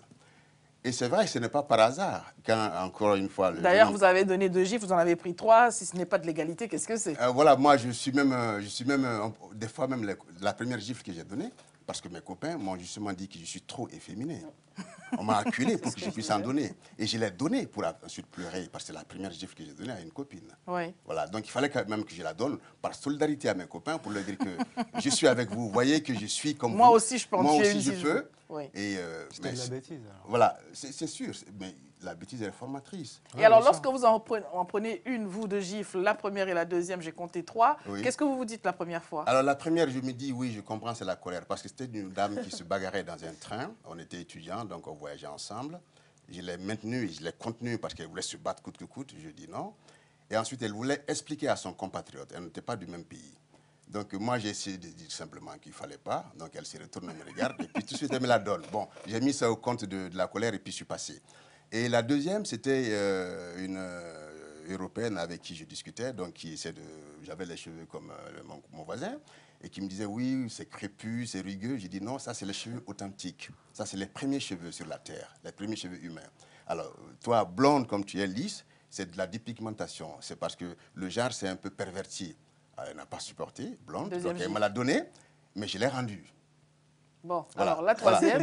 Voilà. Et la troisième, et simplement parce que c'était une histoire douloureuse, et quand on se quittait, je dis, tu as oublié tes lunettes, elle les prend, elle me donne la gifle. Je dis, bon, celle-là, je ne la rends pas. Bon, alors c'était l'histoire de la gifle, vue quelques générations, une génération au-dessus de notre tribune jeune. Je voudrais, avant que nous en revenions donc à l'information que vous avez accepté de venir nous faire partager sur l'actualité de ce qui se passe au Mali, on en a parlé tant et tant de fois sur ce plateau, mais on en parlera autant que cela sera nécessaire. Vous disiez, Yassira Camara, que vous n'aviez pas tout dit. Qu'auriez-vous eu envie d'aborder que vous n'ayez dit d'ailleurs? Justement, en plus, en relation avec un peu tout ce qui se passe comme conflit, comme au Mali, comme en Côte d'Ivoire ou ailleurs, c'est que je sais que ce sera une goutte d'eau dans l'océan, mais j'appelle vraiment les jeunes à se réveiller et à s'engager. Parce que tout ce qu'on veut ne viendra pas par des lois, ne viendra pas par des nouvelles élections ou quoi, ça viendra, comme ça s'est passé au Sénégal, ça viendra par nous. Et parfois, on a envie avec des jeunes, des groupes, parce qu'il y a des jeunes qui se soulèvent, qui sont conscients, qui veulent conscientiser, mais on est trop peu. On n'arrive pas, en fait. On a besoin... C'est vrai que tout le monde ne va pas se soulever en même temps, mais par exemple, je pense que la jeunesse au Mali est déjà très, très active, mais qu'elle a besoin de plus de soutien, de plus même de considération. On n'en parle presque pas. Aujourd'hui, sur les réseaux sociaux, c'est que des groupements, des groupes kémites ou des associations de la cause, de la communauté qui veulent... Mais on a besoin de ça. C'est-à-dire qu'au bout d'un moment, il faut arrêter les clips, il faut arrêter, c'est une obligation, en fait. C'est ce que je voulais dire. Nous allons donc parler... Oui, alors, allez-y. En fait, juste pour compléter, je voudrais aborder aussi un point, c'est qu'aujourd'hui, la société, elle nous pousse à être individualiste. Et donc, moi, pour compléter ce qu'elle disait, je vais appeler les jeunes plus à entreprendre, à créer des entreprises et surtout à collaborer avec les membres de la communauté. Par exemple, moi, j'ai une entreprise, je sais pas, d'informatique. Je sais que j'ai un web designer aussi qui est dans son coin. Je serai plus, je vais appeler les jeunes à collaborer avec un frère qui est aussi dans le même domaine que moi, plutôt que de faire appel à un prestataire étranger ou autre, quoi. Le critère de sélection, c'est ce que vous attendez comme service ou est-ce que c'est l'origine? L'origine, c'est-à-dire? Vous dites plutôt à un étranger qu'à quelqu'un qui est de votre communauté. Non, en Est-ce que fait, vous avez enfin, besoin bon, d'un service? quand je dis la communauté, Oui. enfin, pour être clair, c'est la communauté noire. Oui, mais Voilà. ma question, clairement, c'est est-ce que vous privilégiez l'origine du prestataire ou Non. est-ce que vous privilégiez le service que vous attendez? Ah, non, je privilégie quand même le service que j'attends. Très Et bien. ensuite, je vais aussi, c'est-à-dire le deuxième critère, c'est voir, enfin, aider un frère de la communauté ou une sœur qui a son entreprise et bosser avec eux. Si c'est possible. Si c'est pas possible, on fait comme tout le monde. Alors, les femmes dans cette dynamique du Front Nouveau Citoyen, d'ailleurs, on va, pour rappel, dire quand même ce que c'est le Front Nouveau Citoyen à ceux qui ne savent pas de quoi il s'agit. Alors, le Front Nouveau Citoyen est un regroupement de citoyens maliens essentiellement, qui est né il y a seulement quelques jours, le 24 août dernier. Et il fait suite à un ancien projet qu'on avait déjà présenté ici sur ce plateau et d'autres, qui était toujours FNC, mais qui se déclinait comme Front du non à la nouvelle Constitution, qui était un front de barrage au projet constitutionnel qui avait cours au Mali et qui devait être réalisé le 29 avril dernier et qui a été empêché par le coup d'État militaire du 22 mars dernier. Alors, le Front Nouveau Citoyen, c'est une structure qui se veut une pépinière d'initiatives, un incubateur d'idées, et autour de la question malienne. Question malienne parce qu'on sait que le Mali est dans une situation très tragique. Et je dirais par rapport à Yassira qui parlait de gouttes d'eau, j'ai dit non, toutes les gouttes d'eau valent la peine. Parce que c'est les Russes qui disent que si on pouvait disposer d'un compte-gouttes pour relever tout ce qu'il y a dans les océans, on se rendrait compte que même les plus grands océans ne sont que de gouttes faites, en fait. Donc c'est important, chaque goutte d'eau. Chaque goutte d'eau est importante. Qu'on la pose sincèrement et sérieusement, on verra que ça fait avancer la chose. Donc par rapport au Mali, donc, ce Front Nouveau Citoyen, aujourd'hui, est préoccupé par ce qui se passe dans ce pays. Et la jeunesse malienne, elle s'était soulevée. Quand on parlait du printemps arabe, nous, on parlait d'harmattan malien qui avait soufflé le 26 mars 91. On l'a fait, personne n'a fait écho de ça. Et c'est à la suite de ça qu'il y a eu 14 mois de transition où ATT était venu au pouvoir. Et ensuite, il y a eu 20 ans de succession de pouvoir démocratique. Donc, on est déjà passé par là. C'est que le monde entier aujourd'hui est en train d'applaudir dans le monde comme le printemps arabe. Nous, on l'avait fait seul, en tant que pays continental. Et malheureusement, je fais la jonction avec le cas Sénégal, c'est la pratique qui donne du sens à la chose politique. Parce que même si on a les plus belles lois, la constitution malienne est l'une des plus progressistes, le code de la famille malienne était l'un des plus progressistes, on a essayé de la rendre encore, de le rendre davantage meilleur, mais on a vu tous les tollés qui a eu lieu avec les islamistes, les barbus, les enturbanés. Et le pouvoir s'est aplati, il a lâché. Tout ce qui s'est passé au Mali ces dernières années, c'est l'aplatissement du pouvoir central. Donc il n'y a pas eu de pratique de la chose politique, donc de la démocratie. Et quand il n'y a pas de pratique, le corps, quand il n'y a pas de mouvement, il s'atrophie. Tout organe, quand il n'y a pas de mouvement, il s'atrophie. Mais vous êtes installé sur la place parisienne. Oui. Comment faites-vous pour être efficace là-bas? Et encore une fois, quelle est la place que vous accordez? Non seulement, on parle de cadets sociaux, c'est un terme qui m'étonne de pertinence par moment, aux femmes, donc, en l'occurrence ici, et puis aux jeunes, et parmi ces jeunes, aux jeunes filles. Alors, d'abord, le FLC ancien, donc canal historique, on va dire, donc Front du Nord à la nouvelle Constitution, on avait des collègues, des camarades qui s'étaient réunis dans le cadre, au Mali là-bas, dans le cadre d'un collectif « Touche pas à ma Constitution ». Donc on travaille toujours comme ça. Et on a une grande liste de distribution avec qui on travaille, mais on a aussi des envoyés. Chaque trimestre, pratiquement, il y a l'un d'entre nous qui va au Mali. On va jusqu'au dans le nord du Mali. On a été faire des enquêtes. On a rapproché ces femmes-là, dont les enfants sont quelquefois enrôlés de force dans les forces djihadistes, islamistes et radicales. Et on a aussi rapproché même des proches de ceux-là qui ont été amputés.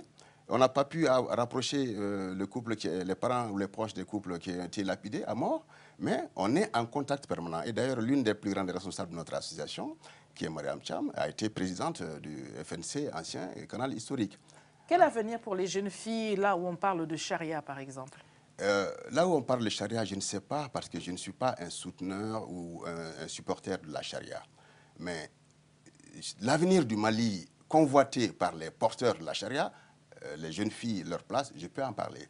Parce que profondément, le Mali avait quand même, après son indépendance à 60, mis en place un programme de réforme de l'éducation en 62 pour faire une rupture et retourner vers reconnaître d'abord la nécessité de l'éducation du jeune Malien comme étant une entité qui devait faire face. vous ferez le tour des pays du monde entier. Vous verrez que les frontières dans aucun pays, ni entre la France et l'Angleterre, ni entre la France et l'Allemagne, il n'y a pas de ligne directe où on reconnaît la limite de la France ou de l'Allemagne. Mais on verrait que c'est la culture et l'éducation qui est diffusée, le programme qui est porté par les États qui font la différence. C'est ce qui fait que quand vous êtes dans certains départements tampons, on parle les deux langues très souvent et on porte les deux cultures. Et même les véhicules souvent ou les magasins acceptent les deux monnaies très souvent. Donc chez nous, pareil, on avait reconnu la nécessité de promouvoir un jeune Malien, aussi bien une jeune fille malienne qu'un jeune garçon malien. Et à ce titre-là, justement, on s'était inspiré justement du fonctionnement et non pas des dérives des pays de l'Est. Des pays de l'Est qui étaient largement en avance par rapport à la question de la femme et par rapport à l'émancipation de la femme. Et nous, c'était ça qui nous servait de modèle. Malheureusement, il y a eu un cran d'arrêt qui a été mis à ça en 68, et depuis, c'est l'errement total. Aujourd'hui, ceux qui ont la convoitise du pouvoir chez nous, même dans nos propres familles, nos nièces, qui ont adhéré, qui ont approché ces gens-là, vous leur tendez la main et vous dites « Non, tonton, moi, je ne serre pas la main d'un homme. » Alors, je pose la question, penses-tu que je puisse te convoiter physiquement? Non, eh bien, dans ce cas, tu me serres la main ou tu me fais l'accolade. Alors, c'est vous dire. Mais là aussi, la nature a horreur du vide. Ces places-là ont été prises parce que l'État s'est affaissé. L'État s'est retiré de son domaine régalien premier, l'éducation. C'est pour ça que quand l'État est là où il se trouve, dans la maison, il y a toujours des adultes.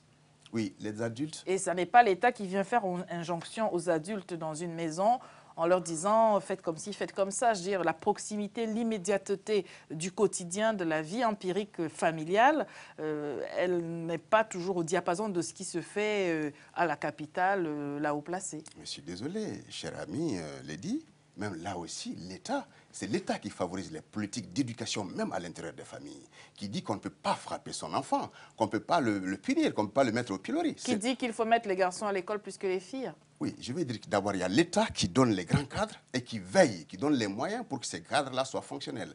Ensuite, la pratique fait que les choses s'installent et qu'il y a des traditions qui naissent de ces pratiques-là, qu'il y a des cultures qui naissent de ces pratiques et qui s'installent. Par exemple, dans un pays comme le Mali, où la majorité de la population est d'éducation musulmane, je ne dirais même pas de pratique musulmane, et parce que c'était un islam très, très tolérant, très, très ouvert, où manger du cochon n'était pas un problème pour la plupart des gens. Ça n'est donc plus de l'islam, si ça continue comme ça. Si, c'était de l'islam, mais je dis tellement tolérant parce que là, dans certaines régions, qui est majoritairement représentée en France, la première région de Caille, la plupart des personnes de cette capitale, l'ancienne première capitale du Mali, la plupart des personnes que je connais ont un double prénom. Awa Marie, Cécile Mariam, combinés parce que ils ont su combiner cette double culture. Le Nord, qui est aujourd'hui envahi par les djihadistes, c'est l'un des endroits les plus ouverts d'un point de vue des mœurs. Alors, je dis que l'éducation au niveau de la famille est soutenue par l'État, c'est une réalité, mais quand l'État est absent dans ces pratiques-là aussi, quand l'État n'arrive pas à faire un certain nombre de choses, quand il ne valorise pas la parentalité, quand il ne donne pas la possibilité même à l'école, petit à petit, des gens viennent avec de petits moyens. Là où vous ne pouvez pas nourrir vos familles, ils tentent de le faire à votre place. Et il n'y a pas que le Mali où ça s'est passé. Alors, je voudrais, les jeunes, vous poser une dernière question. On entend dire que entre deux extrêmes, mariage forcé d'un côté et grossesse précoce de l'autre, on entend dire « Ah là là, mais si on les avait mariés plus tôt, de toute façon, elles ne seraient pas filles-mères ». J'aimerais bien vous entendre là-dessus avant de finir. Le mariage forcé, c'est pas bien.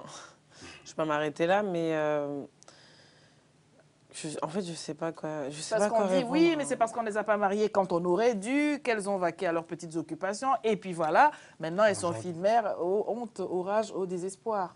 Aujourd'hui, je pense que c'est plus forcément compatible de se marier très tôt et d'assumer donc la responsabilité d'une famille très tôt. Donc aujourd'hui, je pense que c'est plus compatible et que ça ne résoudrait aucun problème. Mais je pense que c'est deux extrêmes qui sont identiques, en fait, parce qu'au final, le sentiment de détresse et le sentiment d'impuissance par rapport à une situation qu'on n'a pas forcément voulu reste le même. Pour les filles, donc. Pour les filles. Oui. Parce que c'est vrai que, même en termes de mariage forcé, en termes de filles-mères, enfants précoces, c'est toujours la femme qui est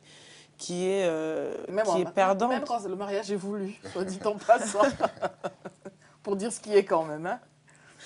Donc, à partir de ce moment-là, ceux qui se disent « Ah, j'aurais dû la marier plus tôt » font fausse route. Mais en fait, moi, ce qui me dérange, c'est de toujours être en train de taper sur les traditions africaines, en fait. Je ne sais pas comment dire. C'est comme la question de... Je sais que tu vas me tuer.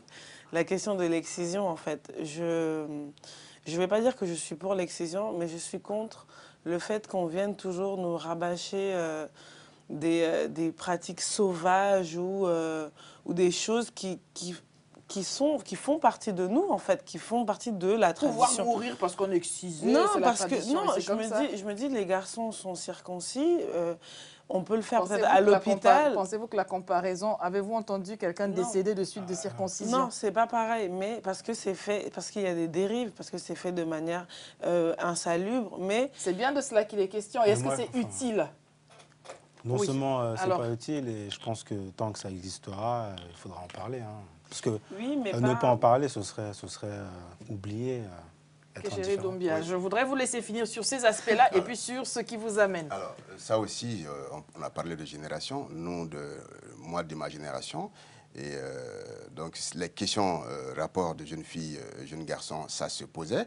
Mais c'était tellement bien cadré et bien limité qu'on avait l'impression qu'il n'y avait pas de dérive. Mais il y avait des dérives, parce qu'en discutant même avec mes parents, ils me parlaient même d'adultes. Ils me disent, mais tiens, tel adulte qui a un enfant que vous appelez tonton. Je dis, oui, qui est vieux, oui. Et tu sais que son père n'avait pas marié sa mère. Donc le monde est vieux. C'est que l'enfant, d'ailleurs, dans ma langue maternelle, l'enfant né hors mariage, on appelle l'enfant de l'amour, au sens très très propre. C'est l'enfant de l'amour. C'est l'enfant... Comment dit-on cela d'ailleurs? Nyamrodé, tu vois.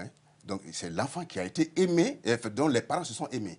Et qui a, voilà. Et l'autre, c'est l'enfant de j'ai été forcé. C'est l'enfant du mariage, parce que le mariage est un carcan, quoi qu'on dise, partout. Le mariage est un carcan. Ouais. Et d'ailleurs, c'est pour ça que partout on défend le mariage, c'est qu'on défend une certaine forme de tenue du couple. C'est pour ça que par ailleurs, on se pose, parce qu'on dit entre gays, entre machins, ceci. En tout cas, c'est toujours un carcan. Mais l'union libre fait... Bon, au-delà de ça, je pense que l'éducation, j'insiste là-dessus, même les adultes ont besoin de cette éducation-là. À un certain moment, on ne sait pas tout, on vieillit, on apprend. Si jeunesse savait, si vieillesse pouvait, mais on peut toujours, tout le temps, et puis on apprend toujours. Moi, je pense que l'Afrique doit aussi accepter, dans sa jeunesse et dans ses personnes âgées, de dire qu'il y a des travers qui ne sont pas bonnes. Peu importe que les autres nous le disent ou pas. Les autres savent qu'on est trop réactif. Quand on dit excision, tout de suite les Africains font comme ça. Non, l'excision n'est pas bonne. Mais qu'on accepte de le dire. Si les autres ont pris la peine et la malhonnêteté de nous dévancer là-dessus, ce n'est pas grave. On continue. Parce qu'on est égaux en dignité, on est égaux en bonne intelligence, on est égaux en bêtise.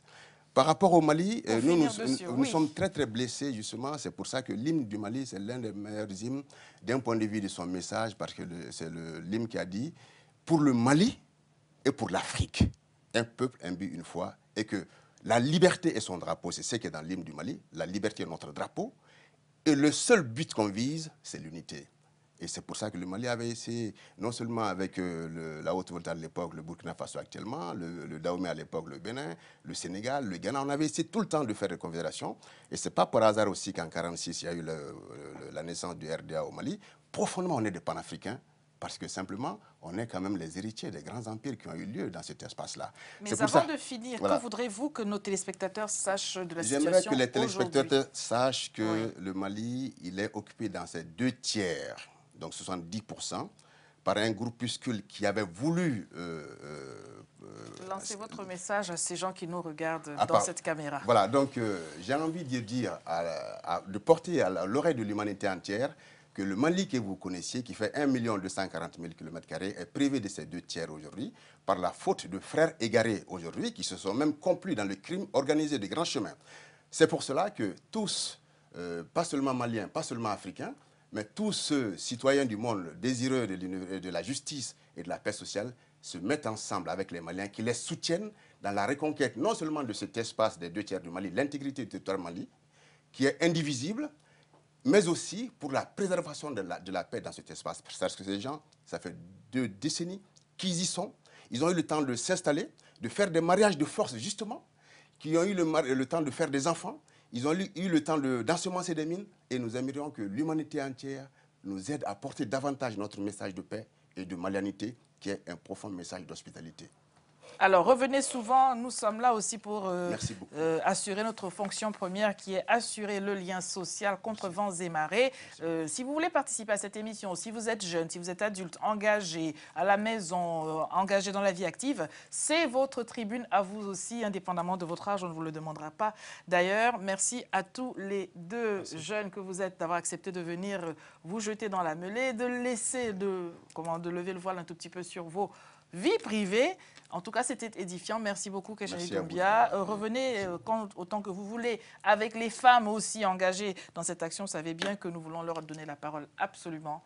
Merci à vous qui nous regardez partout où vous êtes, même à Essos. Rendez-vous dans notre édition de demain. Au revoir.